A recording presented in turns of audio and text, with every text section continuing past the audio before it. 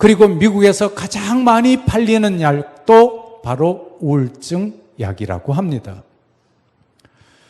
어떤 의미에서 지금 우리나라도 이 우울증 환자들이 급속하게 늘어나고 있습니다. 제 주변에도 우울증을 앓던 사람이 믿음으로 극복해서 잘 성공적으로 살아가는 사람을 보기도 합니다. 그런가 하면 이 우울증 때문에 고통 가운데 사는 사람도 여전히 있는 것도 알고 있습니다. 어떤 의미에서 이 우울감과 열등감, 여기로부터 자유로운 사람은 현대인 중에는 아무도 없습니다. 누구나 우울감을 느끼고 있고 또한 열등감 때문에 힘들어하고 있는 것도 사실입니다. 그런데 우리나라 같은 경우는 제가 곰곰이 생각을 해봤어요. 우리나라 같은 경우는 아마 모르기는 몰라도 이 우울감과 열등감이 급속히 더 진행되어질 거라고 예측해 봅니다. 그 원인은 왜냐하면 우리나라는 전 세계에서 IT 산업이 제일 발달된 나라입니다. 인터넷 속도도 제일 빠르고 또 요즘 여러분 혹시 인친이란 말 들어보셨나요? 인친. 전혀 모르시는 것 같기도 하고 알면서도 모르는 척하는 것 같기도 하고 인스타그램 친구라고 하는 말입니다. 요즘 젊은 사람들은 식당에 식사하면 뭐부터 하던가요? 사진부터 찍어요. 왜 그렇게 사진을 열심히 찍는지 전 잘 몰랐어요. 그랬더니 인스타그램에 나는 오늘 이런 음식 먹었다. 나는 오늘 이런 곳에 갔다. 나는 오늘 이런 것 샀다. 라고 전부 자랑하는 거예요. 그래서 사람들이 저마다 나는 오늘 이렇게 맛있는 거 먹었고 이렇게 좋은 명품 샀고 나는 이렇게 행복하게 하루를 보냈다. 그러면 사람들이 그걸 다 보는 거예요. 그 인스타그램 상에서 서로 친구를 맺어서 야, 저 사람은 저렇게 오늘 맛있는 거 먹고 또 좋은 호텔에서 잠을 자고 화려하게 오늘 하루를 살았구나. 그러면 누구하고 비교가 되겠어요? 자기 자신하고 비교가 됩니다. 그러면 사람들이 좋은 것을 점점 더 추구하게 됩니다. 그래서 또 사람들이 어느 집에 가서 식사를 했더니 그 집 식당이 아주 달인 집이다, 참 맛있다. 그러면 사람들은 또 그곳으로 몰려갑니다. 근데 어떻게 생각하면 참 제가 지금까지 살면서 제일 맛있게 먹었던 식사는 고등학생 때 자전거를 타고 하이킹을 했을 때 몇 시간 동안 자전거를 타고 배가 고파서 그냥 제일 고파서 정신없던 시절 친구 친척 집에 갔을 때 감자 5알과 보리밥 한 그릇 있었는데 그것을 4명이서 나누어 먹었는데 그때 먹었던 밥이 제일 맛있더라. 그래서 사실 어떻게 생각하면 맛난 음식, 좋은 음식 찾아다니는 것도 어떤 의미에서는 어리석어요. 왜냐하면 제가 여러분이 잘 아시는 대로 붕해를 많이 다녔습니다. 저 전라남도에 가면 음식을 참 잘합니다. 거기 가니까 정말 음식이 좋더라고요. 그런데 점심, 아침, 오전 집회를 마치고 나면 점심 식사를 하는데 점심 식사 마치고 나면 한 오후 2시에서 2시 반 정도 됩니다. 저녁 식사 몇 시에 하게요? 5시에 합니다. 먹을 수 있겠습니까? 없겠습니까? 먹을 수 없어요. 제가 저 여수에 있는 전복 요리 풀코스로 하는데 저녁 식당에 갔습니다. 목사님, 이 집은 아주 유명한 집이고 유명한 사람들도 많이 오고 정말 음식을 잘하는 집입니다. 그 전복으로 코스가 돼 있어요. 제가 맛있게 먹었을 것 같습니까? 못 먹었을 것 같습니까? 죄송하지만 처음에 나오는 죽 한 숟가락 딱 뜨고 못 먹었습니다. 왜냐하면 점심 먹은 게 소화도 안 됐고 또 체하기도 했었고, 그래서 딴 사람들 맛있게 식사하는 동안에 정작 강사인 저는 뒤에 안 보이는 데서 고통스러워했습니다. 조금 더 정확하게 말하면 구토도 했습니다. 그러면서 세상에 만난 음식이 어떤 음식이 만나는 음식일까 생각해 본 적이 있습니다. 배고플 때 먹는 게 만나는 음식이요, 맛있게 먹는 게 만나는 음식이요. 근데 사람들은 저마다 다 노예처럼 살아가는, 매스컴의 노예처럼 살아가고 SNS의 노예처럼 살아가고, 내가 이것 하지 않으면 여기에서 처지는 것 같고 다른 사람과 비교해서 나는 불행해지는 것 같고, 이런 생각을 하게 된다는 말입니다. 그래서 제가 진단하기에는 우리나라에 앞으로 점점 더 이런 인스타그램이나 SNS가 발달하면 발달할수록 사람들은 더 비교하기가 쉬워집니다. 그래서 어떤 의미에서는 사람들은 더 불행감을 느끼고 우울감을 느끼게 될 가능성이 매우 높아집니다. 그래서 제가 오늘 이 본문의 말씀을 중심으로 해서 저와 여러분에게 들려주시는 하나님의 음성으로 제목을 뭐라고 정했다고요? 불행에서 행복으로. 이 말씀이 저와 여러분을 치유하는 말씀이 되시기를 축원합니다. 오늘 이 말씀 가운데 보면 이런 내용이 있습니다. 이 마태복음 20장은 예수님께서 직접 말씀하신 말씀입니다.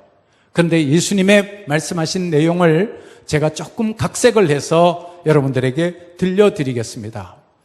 예수님께서 말씀하시기를 어떤 포도원 주인이 있었는데, 이 포도원 주인이 새벽 6시에 나가보니까 일자리를 기다리는 많은 사람들이 있었다라고 말합니다. 그래서 그 사람들 중에 얼마의 사람들에게 자기 포도원에 가서 일을 하라고 시켰습니다. 그러면서 계약을 맺는 거예요.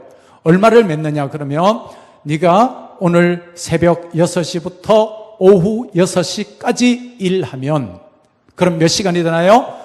6시부터 6시까지니까 12시간 일을 하면 내가 1데나리온을 너에게 임금으로 지불하겠다라고 계약을 했습니다.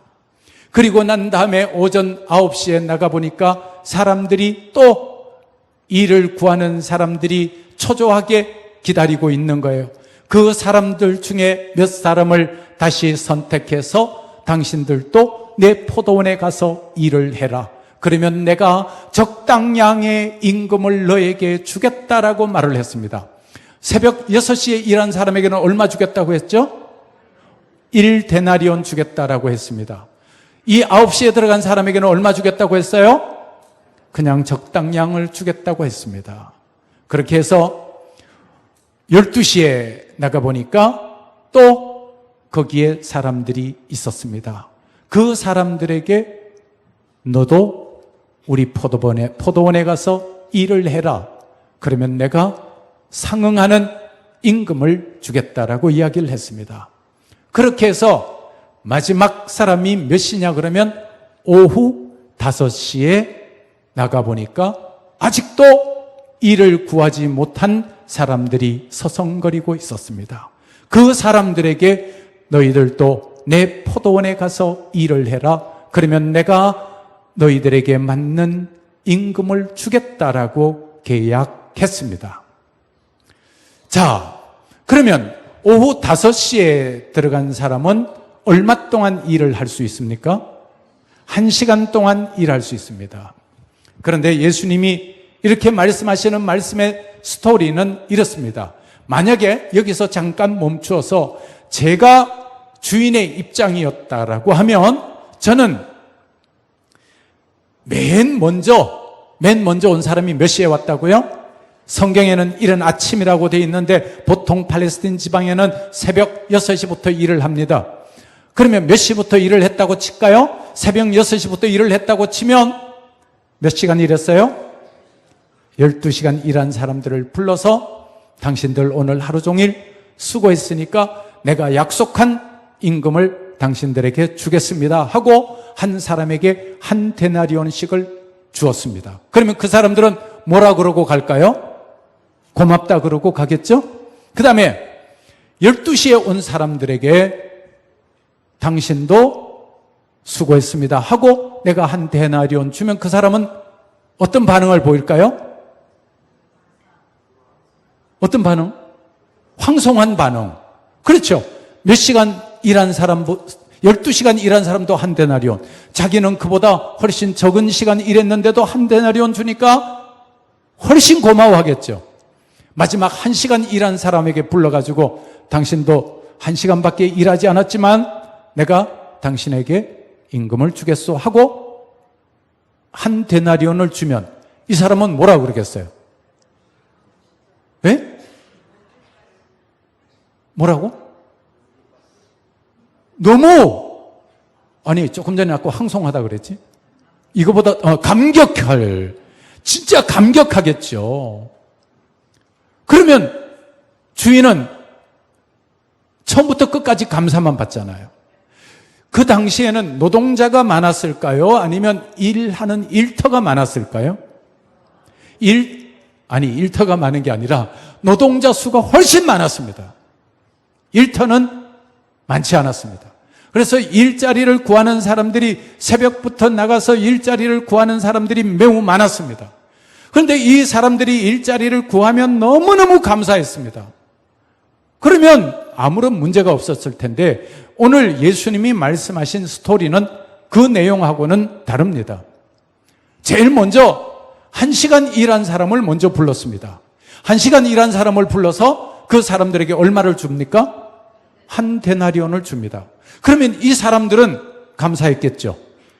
그런데 3시간 일한 사람에게도 한 데나리온, 9시간 일한 사람에게도 한 데나리온, 마지막 12시간 일한 사람에게도 또 한 데나리온을 줬어요.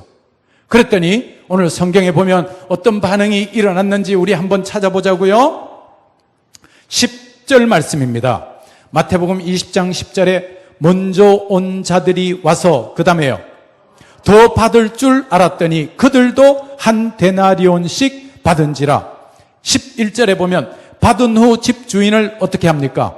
원망하여 이르되 12절에 나중 온 이 사람들은 1시간밖에 일하지 아니하였거늘 그들을 종일 수고하며 더위를 견딘 우리와 같게 하였나이다.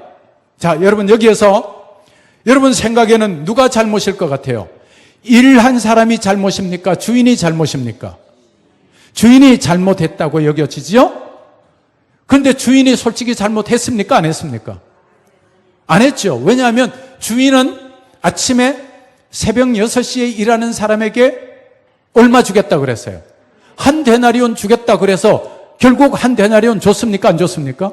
한 데나리온 줬어요. 그럼 잘못했어요? 안 했어요? 그럼 여기에 누가 잘못한 거예요?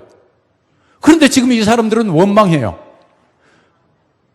그 원망한 사람 이해가 됩니까? 안 됩니까? 이해가 되죠? 1시간 일하는 사람에게 한 데나리온 줬고 자기는 몇 시간 일했는데 12시간 일했는데 한 데나리온 주니까 원망하는 게 당연해요? 안 당연해요?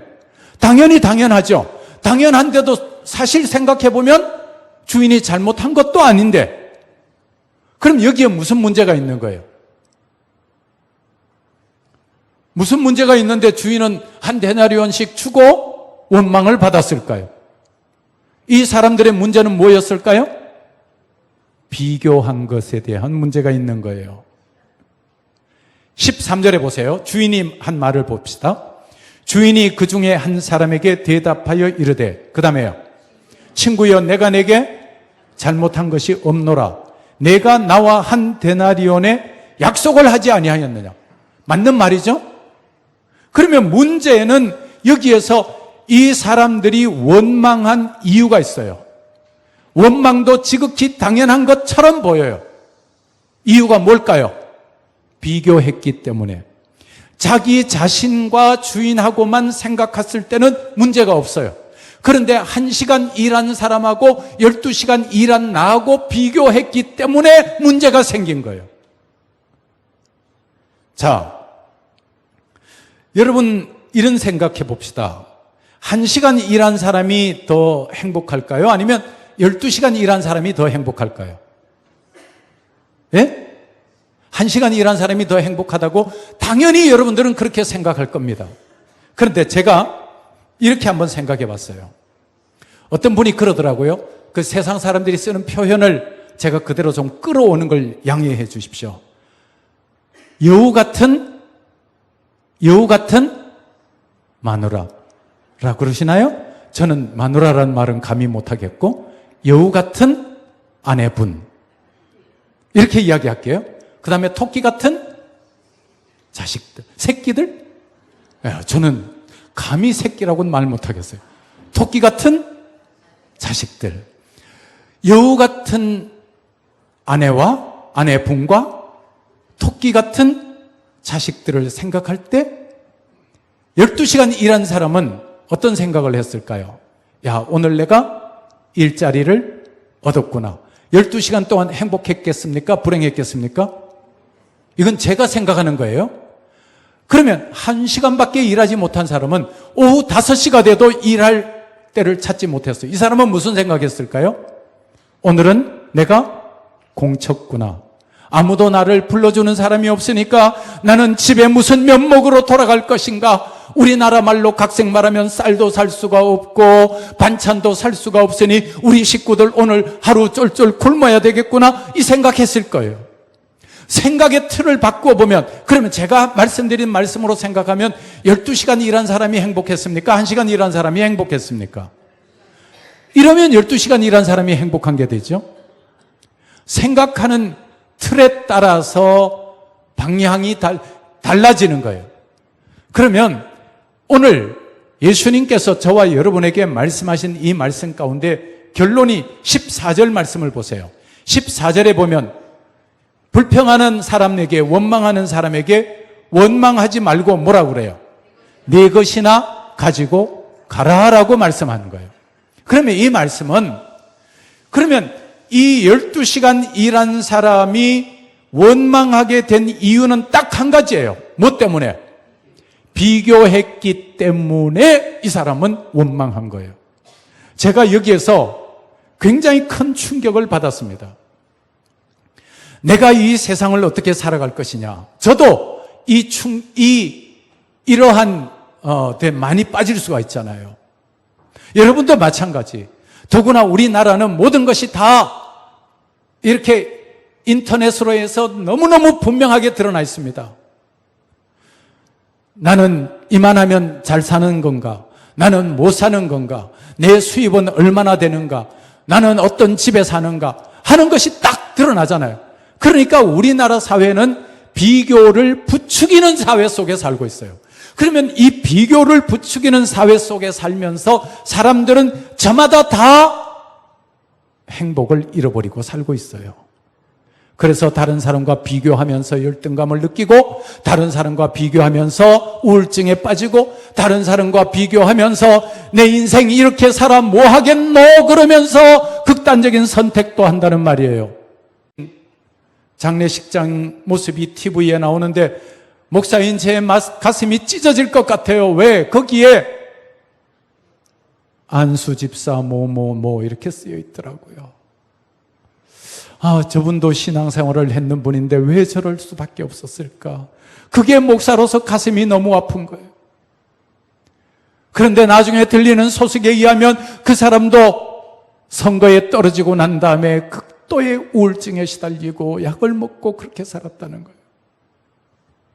당선된 사람들의 생각하면 자기가 비참하고 자기가 열등감을 느끼고 비교해서 그러지 않았을까 하는 안타까움이 제 가슴 속에 찾아들기 시작했습니다.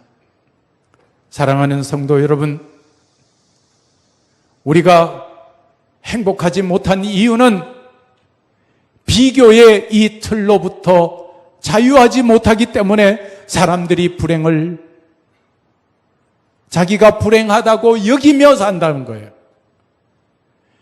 이 비교의 틀에서부터 자유할 수 있기만 하면 사람들은 훨씬 더 행복감을 느끼고 살 수밖에 없다는 것입니다.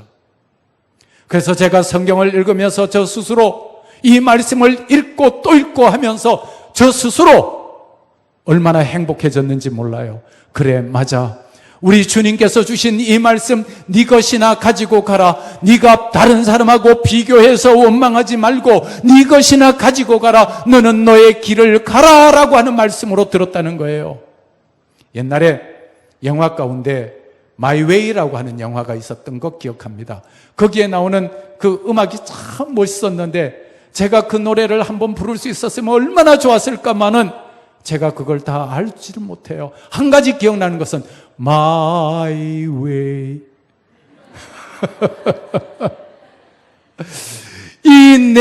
나는 나의 길을 가리라. My way. 이것만 생각하면 사람들은 덜 불행할 텐데 이 사람하고 비교하고 저 사람하고 비교하고 제가 얼마 전에 수요일에 한번 했지만은 다시 한번 말씀드리는 걸 양해해 주시기 바랍니다. 저는 제 할머니를 참 사랑합니다. 제 할머니가요, 키가 얼마나 적었는지 몰라요.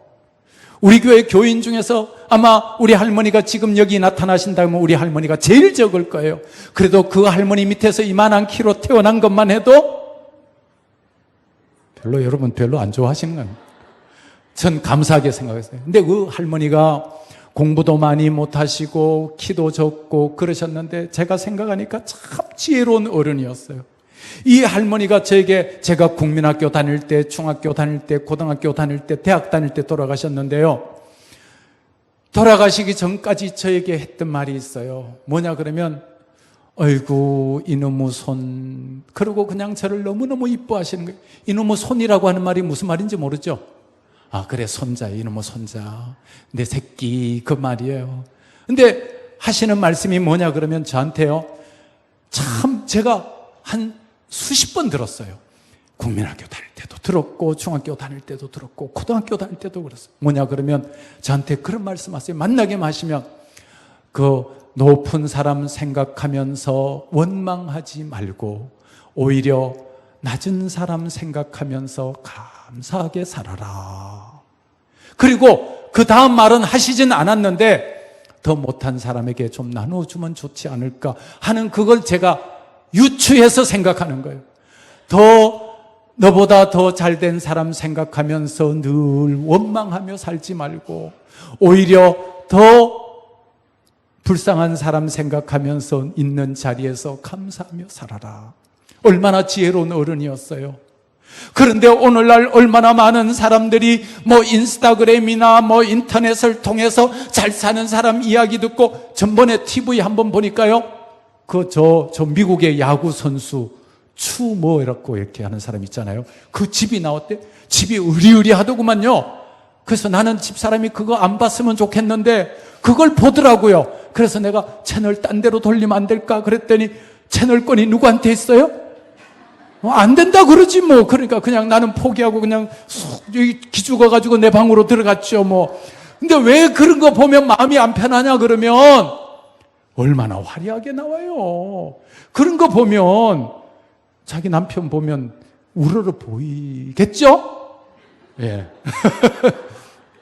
여자들이요.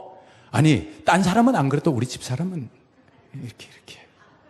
예, 봐준다니까요? 왜 어떻게 하다 이런 이야기까지 나와가지고 갑자기 얼굴이 빨개져. 이거는 예상에 없었던 이야기예요. 어떤 집에요. 제일 싫어하는 게 뭐냐 그러면 여자들 동창회 가는 거 남편들이 제일 싫어한대요. 여자들이 참 집안에 살림을 잘하고 순종적으로 살던 사람이요. 동창회만 갔다 오면 해가닥 바뀐대요.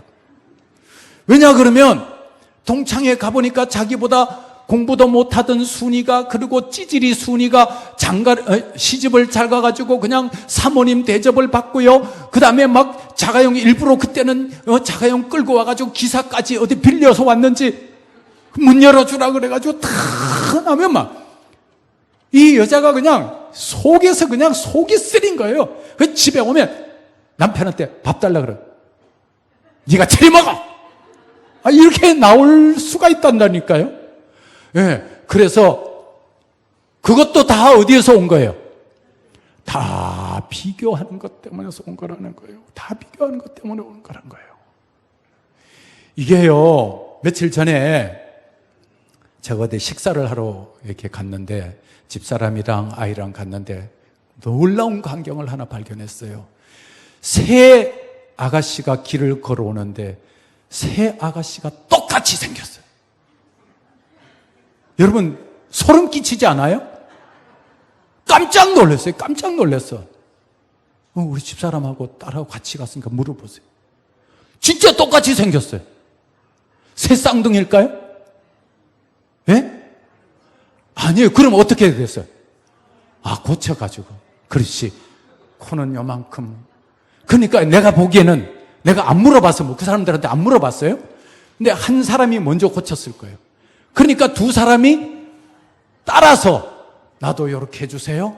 나도 요렇게 해주시고, 요건 요렇게 올려주시고, 요건 요렇게 올리고, 요 코는 요렇게 하고, 그러니까 똑같아져 버린 거예요. 여러분, 그러면 그 사람 행복할까요? 죄송하지만 아니요. 아니라니까. 이 비교로부터 자유함을 얻지 못하면 행복하지 못합니다. 심리학 이론 가운데 교류 분석이라고 하는 이론이 있습니다. 캐나다 출신의 에릭 번이라고 하는 정신과 의사에 의해서 시작된 이론인데, 생활 자세가 4가지 생활 패턴이 있다는 거예요. 시간이 괜찮을래나? 4가지 시간 한번 하는 대로 해봅시다. 첫째 패턴은 자기도 부정하고 타인도 부정하는 패턴이 있어요. I'm not okay, you are not okay. 부모에 의해서 부정적이고 비판적으로 대접을 받고 자라난 사람들이 이런 태도를 많이 취한다는 거예요. 삶의 의미가 없어요. 자포자기합니다. 극단적인 퇴행을 일으킵니다. 염세주의자입니다. 이런 사람 가운데 자살을 하는 사람도 매우 많아집니다. 그런가 하면 자기는 부정하고 타인은 긍정하는 사람이 있습니다. I'm not okay, you are okay. 이 사람은 다른 사람은 다 좋게 보이고 자기는 나쁘게 보입니다. 무력감을 가지고 열등감을 가지고 자기 비하감을 가집니다. 자기에 대해서 무가치하게 생각하고 아동기 때 희생자의 역할을 많이 감당한 사람들이 이런 성격 형성이 된다는 것입니다. 항상 남을 부러워하고 삽니다. 남의 것이 좋아 보입니다.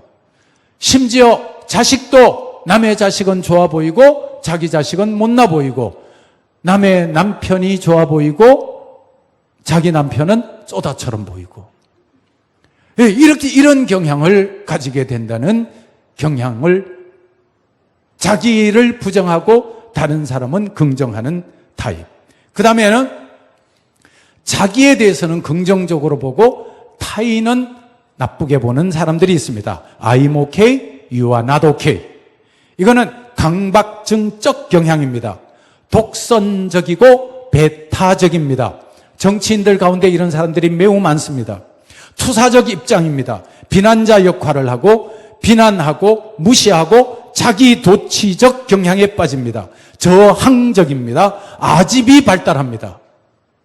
그런데 죄송하지만 이 세 타입의 생활 패턴을 가지면 다 불행하다는 겁니다. 그러면 제일 좋은 생활 패턴은 뭐냐? I'm okay, you are okay. 자기도 긍정적으로 보고 다른 사람도 긍정적으로 볼 수 있는 사람, 자신과 타인의 가치를 인정하고 존중하는 건강한 인생관의 소유자입니다. 어렸을 때 정서적으로 생리적 욕구가 사랑과 수용으로 충족되어졌을 때 이런 경향을 가지게 된다고 합니다. 자신도 행복하고 남도 행복합니다. 그런데 문제는 이것은 후천적으로 상호 교류에 의해서 변화될 수 있다는 사실입니다. 여러분 스스로 나는 어떤 타입인가 한번 생각해 보세요. 그래서 제가 여러분들에게 요구하는 것은 I'm okay, you are okay. 자신에 대해서도 긍정적으로 바라보고 상대방에 대해서도 존중해 주시기를 바랍니다. 할렐루야. 다른 사람하고 비교하지 말고 나 자신을 긍정적으로 바라보고 다른 사람에 대해서도 긍정적으로 바라보고, 그리고 우리 주님께서 결정적으로 하시는 말씀입니다. 네 것이나 가지고 가라. 왜 내가 1시간 일한 사람에게 한 데나리온 주었고 3시간 일한 사람에게 한 데나리온 주었고 6시간 일한 사람에게 한 데나리온 주었고 9시간 일한 사람에게 한 데나리온 주었다고 불평하느냐? 내가 너에게 한 데나리온 주겠다고 약속하지 않았느냐? 나는 잘못한 거 없지 않느냐? 그러면 뭐가 잘못이냐? 네가 다른 사람과 비교해서 원망하는 의식, 이것이 잘못된 거 아니더냐? 제가 이 말씀을 묵상하는데 굉장히 많이 은혜 받았어요. 주님, 저 스스로도 다른 사람하고 비교해서 내가 불행하지 않도록 비교의식으로부터 자유함을 얻게 하여 주십시오 하고 기도했습니다. 할렐루야. 여러분들의 우리 학생들부터 청년, 장년 모든 사람들에게 이르기까지 사람은 자기 나름대로 유니크한 존재입니다. 독특한 존재고 자기 고귀한 존재입니다. 여러분의 길이 있습니다. 다른 사람 때문에 불행해하지 말기를 바랍니다. 한번 따라합시다. 나는 나의 길을 가리라. 나는 행복한 사람이다. 할렐루야. 다른 사람 넓은 집 같다고 나는 내가 배 아프다. 사촌이 논 사면 배 아프다. 이거 다 비교의식에서 나온 거예요. 비교의식에서 자유롭지 못하는 한 사람은 일생 행복할 수 없습니다. 딴 사람이 잘 되면 You are okay. 축하한다. I'm okay. 나는 조금 적지만 괜찮아. 이런 생각을 가지는 것이 얼마나 필요한지 모릅니다. 요한복음 시간이 그래도 조금만 할게요. 요한복음 21장에 가보면 베드로와 예수님의 대화가 나옵니다. 예수님이 베드로 보고 네가 나를 사랑하느냐? 내 양을 먹이라 그럽니다. 그러고 난 다음에 예수님이 베드로에게 이렇게 예언의 말씀을 하십니다. 뭐라고 예언하시는가 하면 네가 나를 위해서 장차 큰 핍박을 받고 어려운 고난을 당할 것이다. 그때 베드로가 뭐라고 이야기하는 거면 선생님, 그런데요, 이 사람은 어떻게 될까요? 요한은 어떻게 될까요? 요한에 대해서 궁금하게 묻습니다. 그때 예수님께서 뭐라 그러는가 하면 내가 다시 올 때까지 머무르게 할지라도 너하고 무슨 상관이 있어? 너랑 무슨 상관이 있느냐? 그러면 이 말이 무슨 말이에요? 요한은 요한의 길이 있고 너는 너의 길이 있다. 할렐루야. 그러니까 다른 사람하고 비교하려고 생각하지 말아라. 그런데 이제 결론적으로 말씀드립니다. 그런데 이 비교로부터 자유로울 수 있는 길이 있을까요? 인간으로서? 참 어려워요. 그죠? 인간으로서 우리가 살아가고 있는데 여자들 옷 입고 오는 것도 그래요. 자, 저 사람은 저런 옷 입고 왔네. 나는 이런 옷 입고 왔네. 눈에 보면 비교가 되잖아요. 우리 목사님 넥타이는 어떻게 했네? 내 넥타이는 어떤 거? 비교될 거 아니에요. 목사님, 그러면 우리가 인간 살면서 비교로부터 자유할 수 있기는 한 겁니까? 이렇게 물으면 저도 참 곤란해요. 근데 제가 성경을 보니까 인간적으로는 우리가 완전히 자유로울 수가 없어요. 그런데 요한복음 8장 32절 말씀에 보면 진리가 너희를 자유케 하리라. 할렐루야. 우리 최옥수 권사님이 오늘 2부 예배 때 설교를 들었거든.